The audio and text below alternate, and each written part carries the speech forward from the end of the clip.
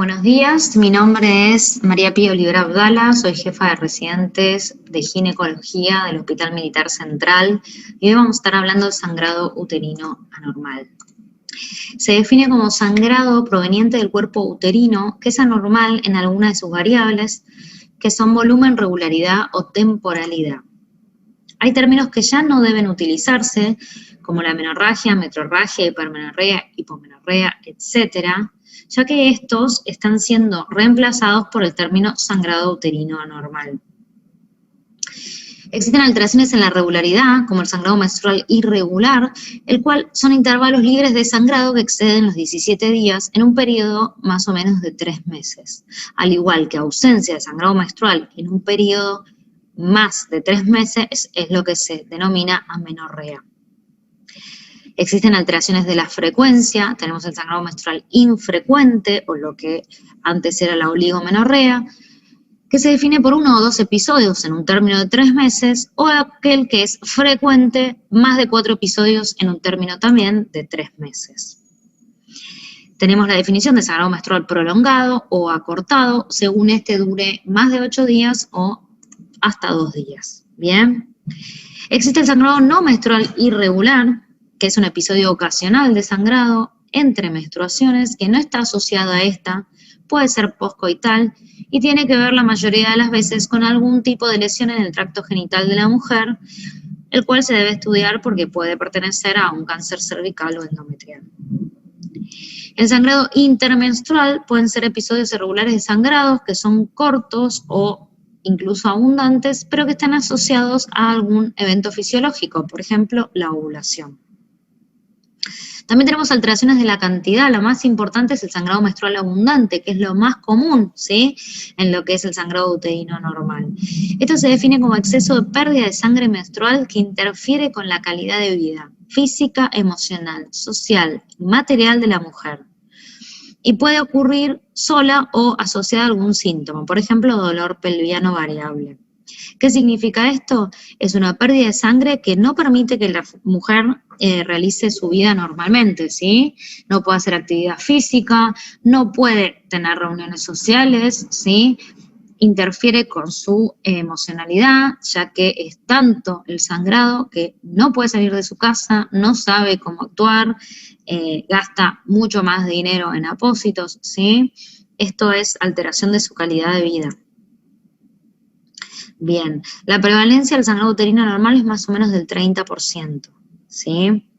Tenemos la clasificación en agudo y crónico. El sangrado uterino normal, agudo, es un episodio de sangrado excesivo en una mujer de edad reproductiva, ¿sí?, que no se encuentra embarazada, descartamos el embarazo, pero que requiere intervención médica inmediata. Y el sangrado uterino anormal crónico es aquel que está afectado en alguna de sus 3 variables, pero que está presente en los últimos 6 meses. La FIGO realizó una clasificación nueva, ¿sí?, en la cual hay un grupo de causas estructurales y causas no estructurales del sangrado uterino anormal, ¿sí? Se utiliza para agrupar las posibles causas del sangrado. Aquellas que son del grupo PALM, porque su regla mnemotécnica es Palm-Cohen o palma-moneda, aquellas que son del grupo PALM son aquellas causas estructurables y mensurables por algún tipo de imagen o por histopatología, y aquellas que pertenecen al grupo Cohen están relacionadas con causas que no se pueden definir por imágenes, ¿sí? Acá tenemos la clasificación, ¿sí? Aquellas que dijimos que son estructurales son las del grupo PALM. La P tiene que ver con los pólipos, ¿sí? ¿Qué son los pólipos? Bueno, son proliferaciones focales del endometrio, ¿sí?, que están constituidos por una glándula, estroma y vaso sanguíneo, ¿sí? Pueden ser de muchos tamaños, puede ser una o múltiples, pueden ser sésiles o pediculados, ¿bien? Y pueden presentar hiperplasia con o sin atipía, la verdad que es bastante infrecuente el carcinoma, ¿sí? Pero bueno, es una prevalencia más o menos de entre el 10 y el 15%, ¿sí? La mayoría de las veces los hallazgos en mujeres jóvenes son incidentales, se dan por imágenes. No se sabe bien por qué mecanismo sangran, ¿bien? Pero bueno, aquellas pacientes posmenopáusicas se lo estudia y aquellas pacientes que están en edad fértil no debería ser una causa frecuente de nada, digamos, pero son incidentales la mayoría de las veces, pero sí sabemos que afecta, por ejemplo, a la hora de buscar un embarazo. La A pertenece a la adenomiosis, ¿sí? Es glándula y estroma del endometrio, pero que están en el interior o en el espesor del miometrio, ¿sí? Este sí es un diagnóstico histopatológico, no es algo que se pueda ver fácilmente, obviamente se puede ver por ecografía, pero el diagnóstico es histopatológico. Tampoco se sabe bien cuál es la causa del sangrado, ¿sí? Bien, la mayoría de las veces en una pieza de histerectomía es cuando se puede diagnosticar fehacientemente la adenomiosis. Los leiomiomas son los famosos miomas, ¿sí? Que son tumores mesenquimáticos, son los tumores más frecuentes del útero, ¿bien? Y son benignos, son el resultado de una mutación de una célula de músculo liso que luego de su expansión clonal, ¿sí? Forma este tumor bien benigno en el miometrio. Son muy prevalentes, la mayoría se presentan en mujeres de 40 a 50 años, ¿sí?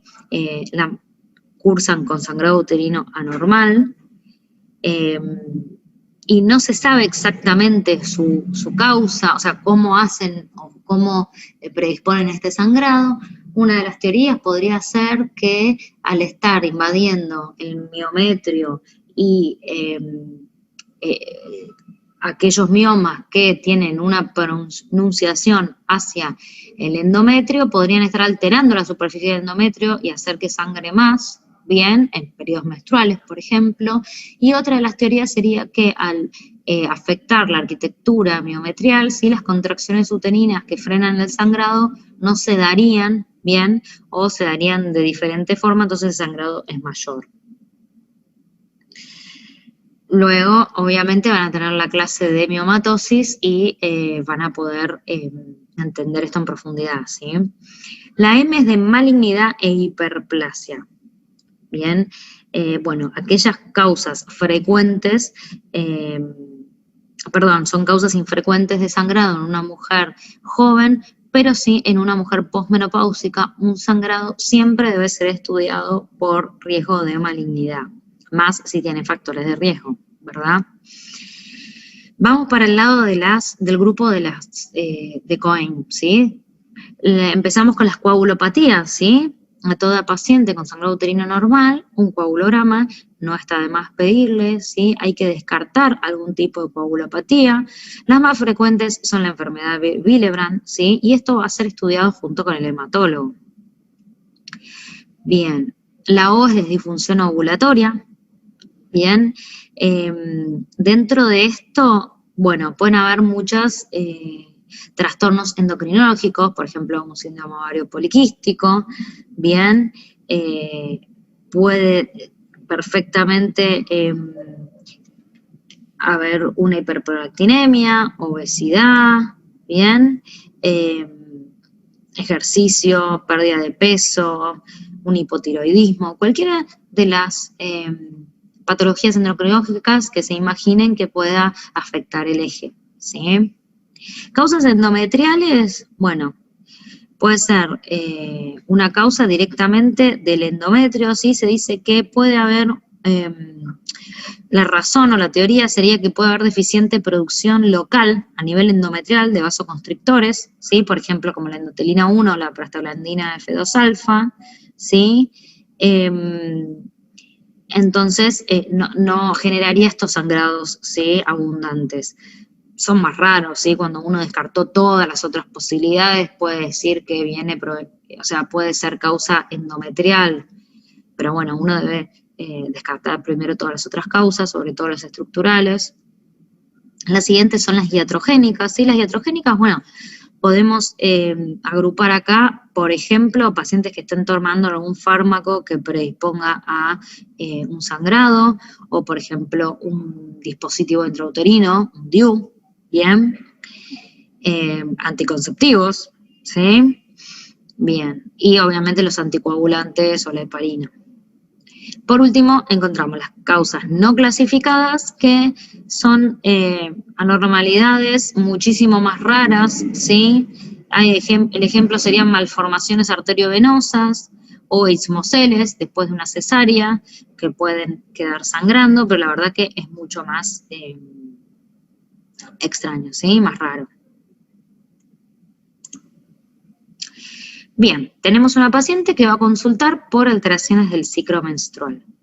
¿Y qué es lo importante saber en esta paciente? Obviamente, como en toda paciente, debemos hacer una anamnesis general, ¿sí? Indagando sobre su alimentación, actividad física, estrés, qué medicación está tomando, qué antecedentes tiene, otras patologías, otras enfermedades. La anamnesis ginecológica, la cual va a estar enfocada en la menarca, en qué edad ginecológica estamos. Sabemos que no es lo mismo un adolescente que una paciente a mediados de los 40 y una paciente posmenopáusica, ¿sí? Su fecha de última menstruación, cómo es su ritmo menstrual, ¿bien? Indagar si toma o no, o sea, hace uso de métodos anticonceptivos, si estos son hormonales o no, ¿bien? Cirugías y antecedentes familiares. ¿Cómo puedo cuantificar un sangrado uterino en exceso? Bien, ¿cómo puedo cuantificar el sangrado que la paciente refiere? ¿Cómo puedo preguntarle? Bueno, ¿cómo es el cambio de apósito? ¿Sí? ¿Lo cambias cada 3 horas, cada media hora, cada 5 horas? ¿Sí? Eso nos puede dar una pauta de si es mucho o poco, ¿sí? Necesita doble protección, doble bombacha o más apósitos porque la sangre traspasa la ropa, bien, o mismo si mancha las sábanas. ¿Cómo son los coágulos? Bien. Obviamente toda paciente que se presenta en la guardia hay que hacerle un examen físico. Con esto, además del peso, talla y el índice, los estadios de TAN en el caso de un adolescente, y colocamos el espéculo. Al colocar el espéculo, obviamente vamos a ver el sangrado si es que la paciente en este momento está consultando por sangrado, bien, y cómo es, si es escaso, moderado, abundante. ¿Qué estudios complementarios le voy a pedir a esta paciente? Bueno, sabemos que una paciente en edad fértil siempre lo primero que tengo que pensar es que está embarazada y está cursando un aborto. Es la primer alarma que tengo que tener en una guardia y cuando viene una paciente a consultar por por sangrado uterino. Un hemograma, ¿sí? Yo quiero saber si la paciente ante la cual estoy, por más que no esté sangrando ahora, pero me dice que estuvo sangrando mucho y mucho tiempo, tengo que saber si está anémica o no, ¿sí?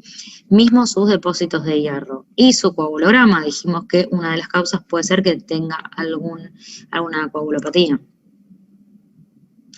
Obviamente un perfil tiroideo, ¿sí? Para ver si es una disfunción endocrinológica, mismo con los andrógenos plasmáticos para el síndrome ovario poliquístico, y en cuyo caso también yo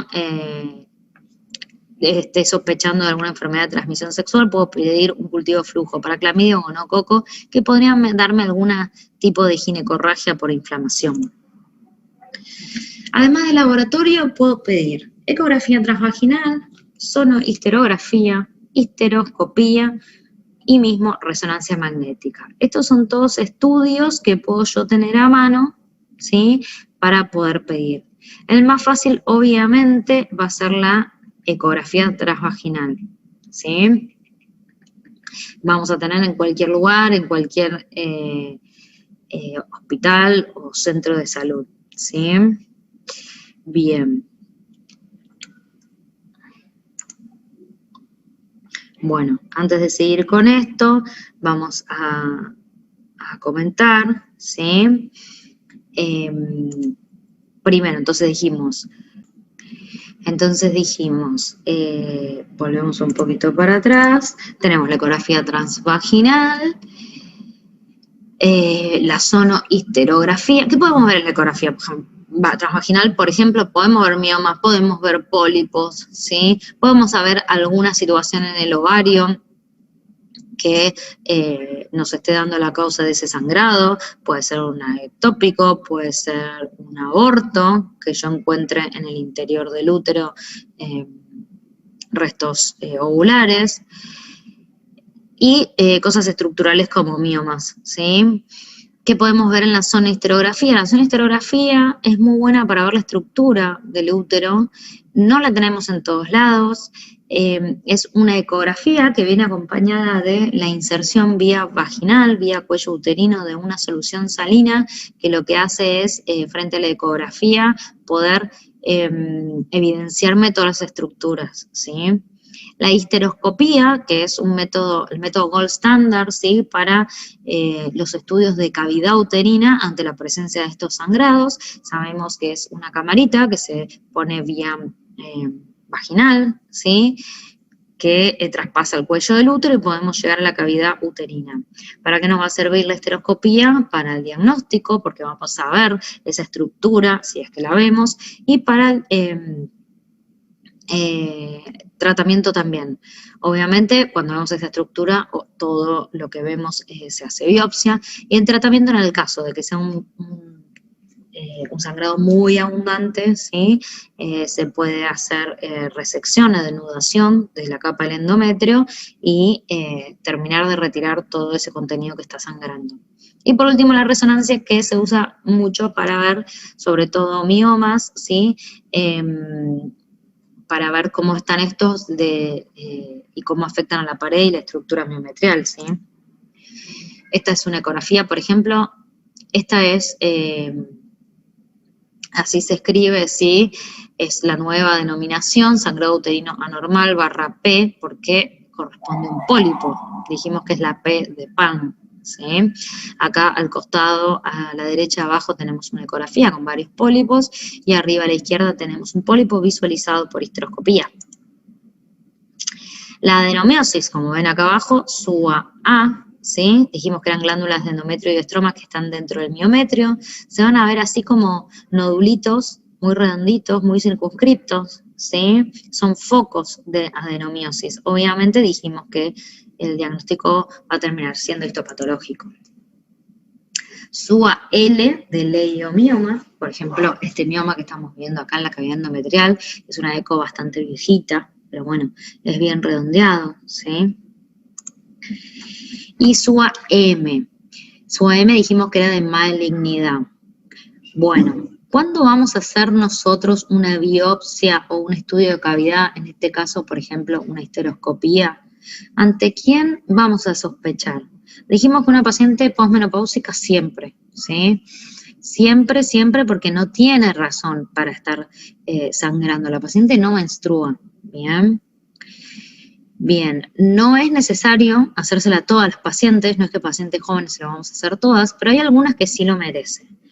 Entonces, algunos dicen que ya más de 45 años, bien, con algún tipo de riesgo debería hacerse un estudio de cavidad, otra bibliografía habla de los 35 años.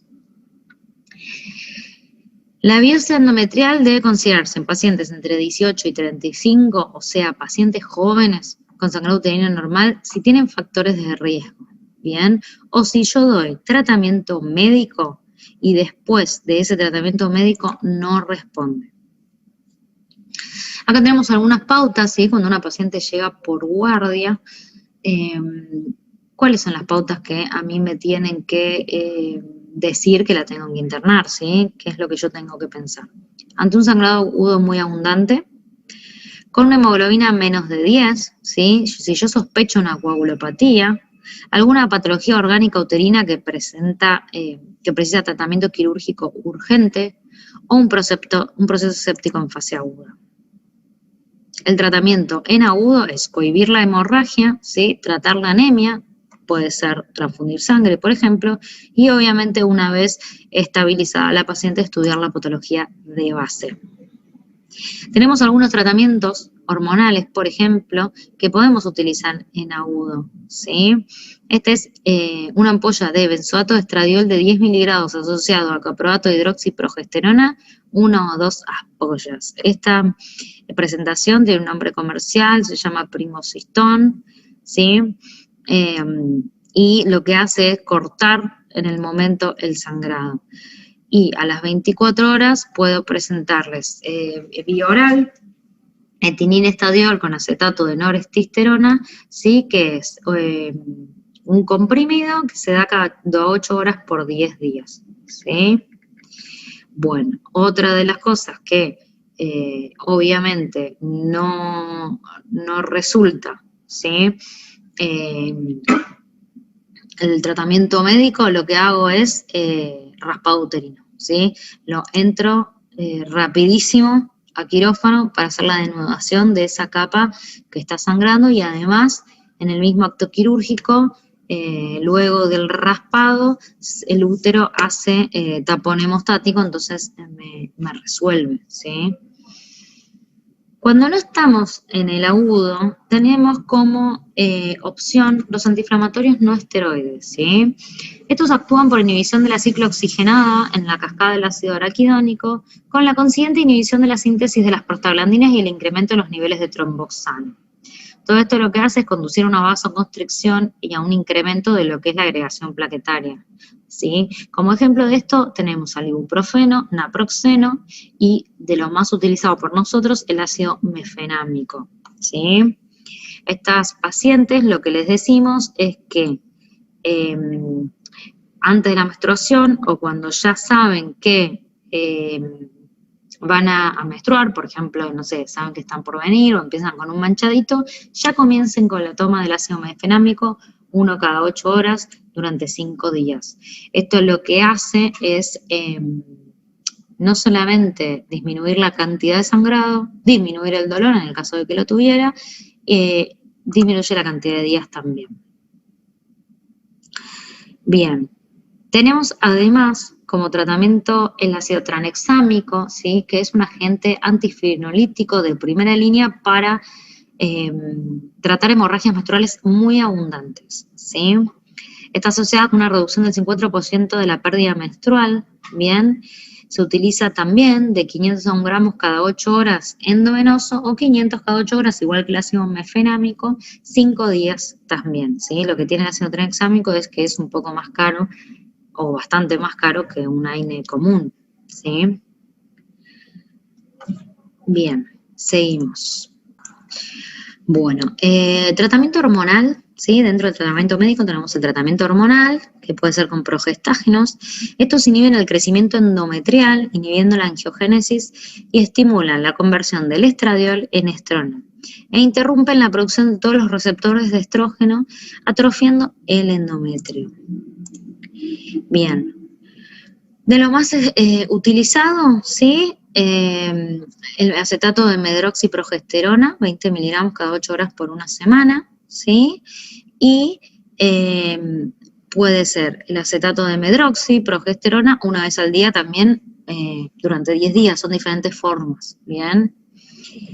Lo importante de todo esto que les voy a decir es que además de cohibir la hemorragia en el momento, siempre, así sea aguda o cuando está comenzando la hemorragia, que uno puede en 24 horas cohibirla, siempre la paciente después se tiene que ir con un tratamiento a largo plazo, ¿sí? Si es hormonal, tiene que seguir o con anticonceptivos o con los mismos progestágenos que le estoy dando, pero tiene que seguir, ¿sí? Si no, la paciente va a volver a sangrar. Otra de las cosas más utilizadas, otro de los progestágenos es el acetato de norestesterona, ¿sí? El Primolud, bien, que se dan un sangrado agudo, 10 miligramos cada 12 horas. Y luego se va a dar por día 10 días, ¿está bien? Otra de las cosas que podemos utilizar es la progesterona micronizada, 200 a 300 gramos por día, 10 días. Siempre, todo esto hay que seguir con otro esquema, ¿sí? ¿Por qué? Entre 3 y 5 días después de cualquiera de estos esquemas aparece una hemorragia por supresión, ¿sí? Si yo lo dejo, va a volver la hemorragia, ¿bien? Para el tratamiento a largo plazo se utilizan dosis similares de estos fármacos del día 16 a 25 de iniciada la menstruación más reciente, ¿bien? ¿Por qué los tengo que utilizar? Porque voy a simular un ciclo normal, ¿bien? Por eso del día 16 a 25. Obviamente, cuando se termine, va a volver a haber hemorragia por supresión. Anticonceptivos orales combinados es otra opción, ¿sí? La típica cajita de anticonceptivos, que en aquellas pacientes que no tienen, o sea, tienen sangrado uterino abundante, pero no tienen alguna alteración estructural, pueden medicarlas directamente con anticonceptivos orales, ¿sí? Y si no es tan agudo, podemos hacerle este tratamiento. Hay pacientes que están acostumbradas a menstruar muchísimo durante 10 días y nosotros podemos cambiarle la calidad de vida dándole anticonceptivos, ¿sí? Estos reducen la hemorragia entre 40 y 70%. Lo que se hace es disminuir, ¿sí? La FSH, produciendo un down-regulation de los receptores de estrógeno, entonces se produce atrofia del endometrio, ¿bien? En aquellas mujeres que tengan un episodio previo, que tengan antecedentes familiares de tromboembolia, obviamente estrógenos no les vamos a dar, ¿bien? A esto voy con los combinados, por ejemplo. Mismo, en una hemorragia activa aguda, como dice acá, se le puede dar etinidestradiol 30 microgramos, iniciando con 4 pastillas cada 6 horas hasta que la hemorragia se haya detenido al menos un día. Bien. En la mayoría de las mujeres la hemorragia a los 2 días ya no desaparece, pero ¿qué pasa? Este anticonceptivo, que es el que tiene estradiol de 30 microgramos, que siempre va acompañado de otro progestágeno, se va reduciendo a 3 pastillas durante 3 días, después 2 pastillas durante 3 días, y por último una cada día, ¿sí? Durante 21 días. Y luego ya iniciar con las cajas normales. Otro tratamiento que disminuye mucho, ¿sí? Lo que es el sangrado abundante, se le da a aquellas pacientes que refieren sangrado abundante en sus menstruaciones, es el valgato de estradiol con Dinogest, que es el famoso Rubí, ¿sí? Todas estas son recomendaciones de Saegre o Sojiva 2017. El tratamiento con andrógenos como el danazol crea un ambiente hipoestrogénico e hiperandrogénico, ¿sí? Llevando a la atrofia endometrial. Bien, el sangrado se reduce en un 50%, no es tan utilizado, bien, se puede utilizar en dosis de 100 a 200 miligramos diarios por vía oral. Otra de las opciones, una opción muy utilizada ahora, es el dispositivo intrauterino, el Mirena, ¿sí? Con levonorgestrel. Disminuye un 80% la pérdida de sangre menstrual a los 4 meses y puede llegar al año ya sin menstruación, ¿sí? Va disminuyendo la cantidad hasta quedar en amenorrea. Bien. Ok. Los agonistas GnRH, el acetato de leuprolide, lo que hace es directamente hacer supresión hipoficiaria, ¿sí? Actúa inhibiendo todo el eje, es como un freno de la actividad ovárica directamente, la paciente entraría en una menopausia, ¿sí?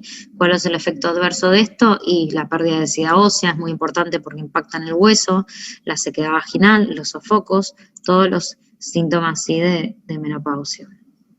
Tratamientos quirúrgicos. Bien, y acá estamos llegando al final, ¿sí? Tratamiento quirúrgico tenemos el legrado, que es lo que yo les contaba, es la denudación quirúrgica de la capa basal del endometrio, que estimula intensamente todos los procesos normales que intervienen en el cese de la hemorragia menstrual normal, que son los mecanismos de coagulación local y la vasoconstricción de arteriolas basales y repitilización. ¿Qué pasa? Perdón. ¿Qué pasa cuando estamos enfrente de pacientes que por ecografía, por ejemplo, las posmenopáusicas, el endometrio es muy delgado, menor a 5 milímetros? No tiene mucho sentido, ¿sí? El tratamiento como legrado nos funciona más que nada para tomar biopsia también en aquellas que tienen endometrio grueso, por ejemplo, más de 12. ¿Bien? Tratamiento de ablación endometrial es una intervención, ¿sí? En la cual se produce una reducción o denudación, ¿sí? del endometrio, bien, ya se puede hacer con crío o con calor, y el 80% calma, ¿sí? Se produce una reducción de la hemorragia, no hay dolor menstrual, y esto puede durar, es el efecto, hasta 5 años después de la denudación, ¿sí? Y acá, llegando a lo último, este es el último paso cuando la paciente no cedió o no fue, o sea, respondedora al tratamiento medicamentoso y no resultó el degrado o la denudación o la ablación del endometrio. El último paso es la histerectomía, ¿sí? Que ya es una cirugía mayor, por eso es el último nivel. ¿Qué es importante que ustedes se lleven de todo esto? Bueno, ustedes el día de mañana, siendo clínicos, van a estar en una guardia. Bien, viene una mujer que refiere sangrado, me freno, pienso, ¿enfrente de quién estoy? ¿Una paciente en edad fértil o una paciente posmenopáusica? Ya se me abren dos caminos muy diferentes.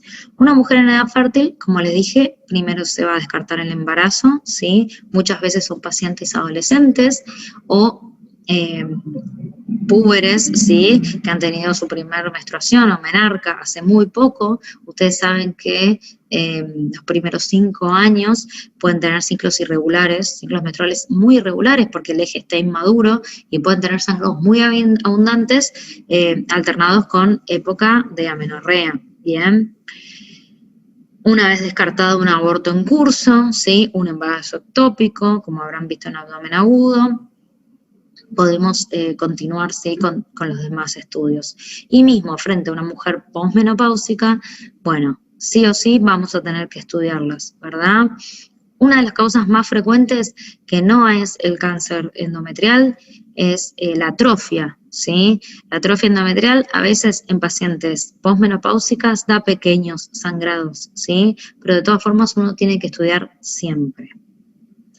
Entonces, espero que les haya servido esta clase, que se entiendan, pueden leer de los consensos o actualizaciones de SOGIVA, la clasificación de FIGO, de Palm-Cohen, ¿sí?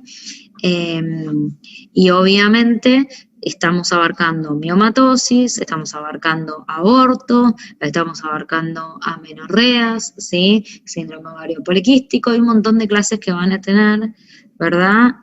Cáncer de endometrio o mismo de cuello uterino, los cuales ustedes van a tener que ir razonando, ¿sí? Lo más importante de esta clase es saber enfrente de quién estoy, ¿bien? Y cuáles pueden ser sus causas. Eso es lo que ustedes tienen que saber definir en el momento de la atención de una paciente, ¿bien? Bueno, espero que la hayan podido aprovechar. Obviamente cualquier cosa ustedes pueden consultar en sus clases.